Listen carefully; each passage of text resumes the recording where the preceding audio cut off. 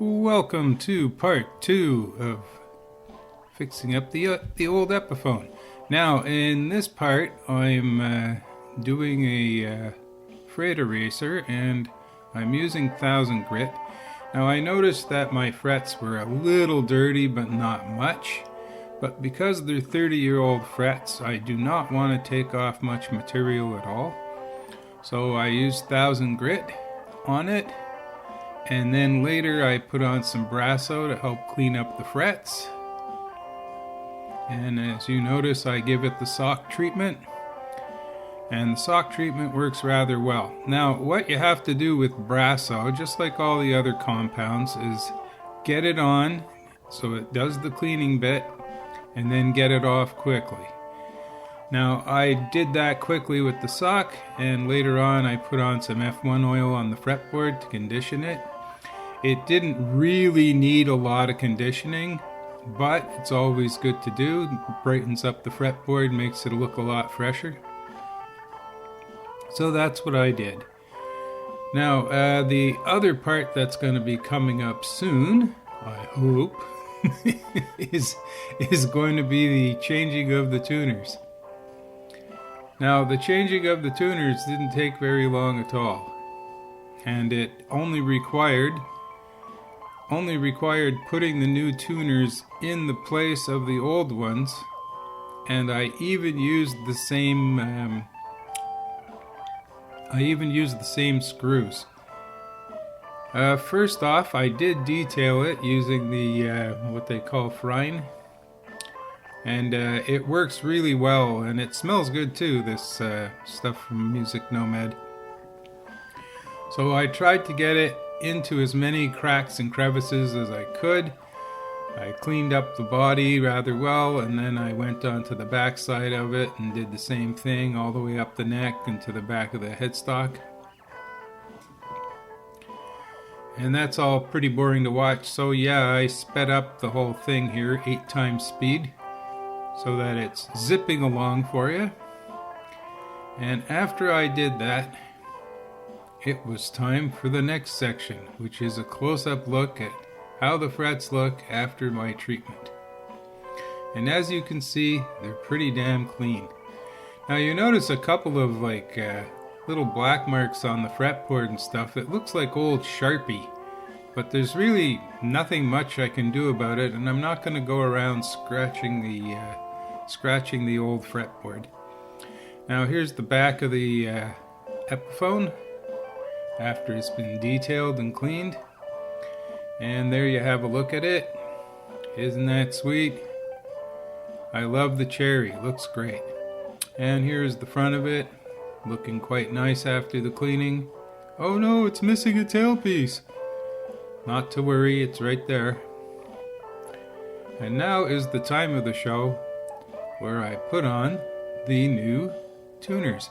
Now, I did not change the ferrules or anything. I even used the old screws because these were literally a perfect fit, and you cannot go wrong. They're idiot proof.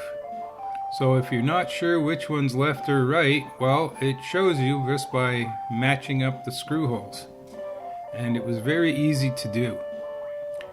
And it took me about 20 minutes or so to get it all done. That's because I'm an old fat guy and everything takes a lot of time.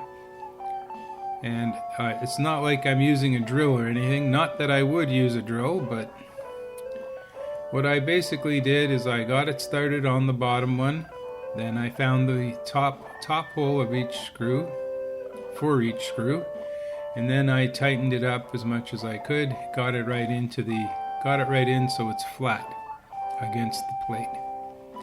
And I did that 6 times. I mean, you're talking excitement here. Look at this video. I mean, look at those hairy hands and arms move. Have you ever seen anything so quick?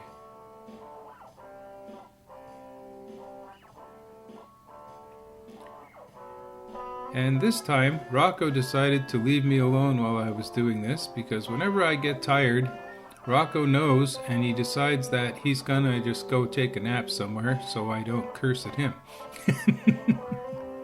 Kind of the way it goes with him. But